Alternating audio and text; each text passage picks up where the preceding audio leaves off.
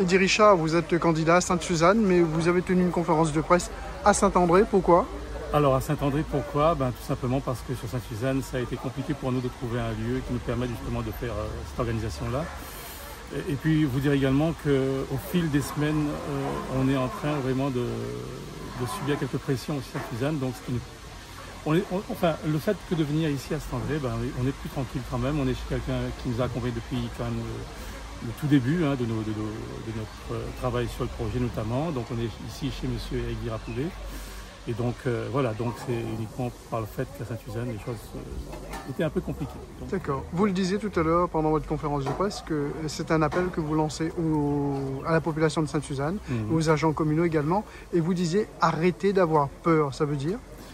Arrêtez d'avoir peur, parce que ce qu'on constate en fait, c'est qu'à chaque fois que nous veut faire un causé avec quelqu'un, un agent communal notamment, c'est quelqu'un qui parle à voix basse, qui donc se défile, qui se met à l'abri justement des regards pour pouvoir vous parler, et que de façon très discrète à chaque fois, va vous dire « tiens, beau largue pas », mais bon, ce sont des personnes qui auront beaucoup de mal à s'afficher, quoi. Voilà. D'accord. Et quand vous dites que c'est vous l'alternative, c'est vous, Sainte-Suzanne a besoin du changement, mais c'est votre liste alors qu'il y a également d'autres candidats? Alors, pourquoi est-ce que je l'affirme haut et fort? D'une, parce que je pense sincèrement avoir un projet dont Sainte-Suzanne a besoin, donc parce que je pense aussi qu'avec le parcours que j'ai, avec tout le travail qu'on a fait sur le terrain de rencontre et de partage, aujourd'hui ça nous permet de dire et d'affirmer qu'on a un projet qui correspond aux aspirations d'un territoire.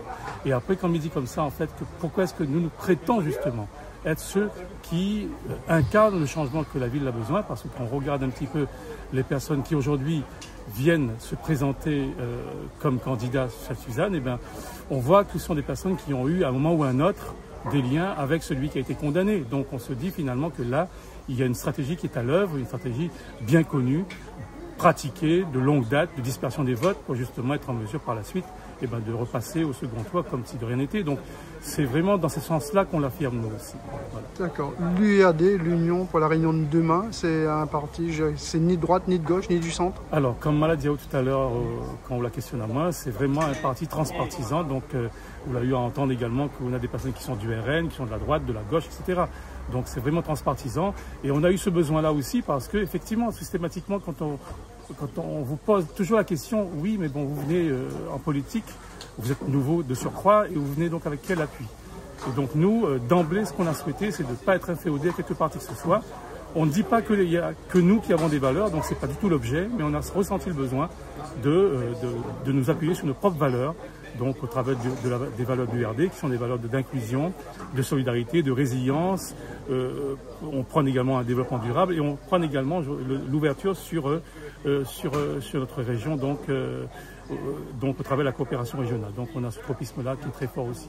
Votre liste, elle n'est pas totalement constituée. Alors, sinon, vous ne préférez pas donner le nom des personnes par crainte de débauchage? Exactement. C'est ce qu'on a eu à répondre tout à l'heure, parce qu'on connaît les pratiques qui sont à l'œuvre malheureusement. C'est quand on commence à communiquer des noms comme ça, ce sont des personnes qui vont être démarchées avec des moyens en général que on met en œuvre pour pouvoir justement les détourner, quoi. Donc on préfère se prémunir de ça. Au niveau de la liste, de toute façon, aujourd'hui on a 25 personnes déjà, donc parce qu'on ne souhaite pas aller au-delà comment, mais on sait très bien que demain, si on est élu, on pourra prétendre avoir 20-25 si les choses se passent bien, d'élus. Et donc là, pour le coup, effectivement, on est des personnes qui, comme Olivier, vous avez laissé entendre tout à l'heure, des personnes issues de la société civile, qui n'ont jamais été en politique et qui donc aujourd'hui souhaitent mettre à disposition de la commune leurs compétences et leurs convictions. Voilà.